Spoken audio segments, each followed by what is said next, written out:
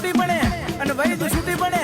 Doctor કહી છે કે બાપ હવે આની મારી પાસે કાંઈ નથી, આની મારી પાસે કાંઈ નથી.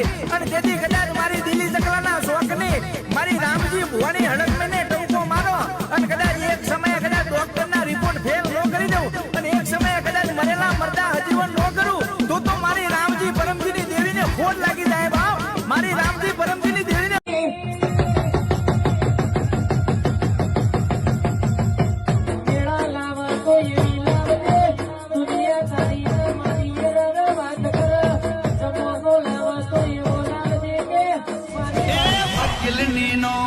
ચાલે વકાલત, વકીલ નીનો ચાલે વકાલત, મારી માતા આખરી અદાલત. વિરા એ અટ્ટે જાણો રે ભોપા કટ્ટે જાણો.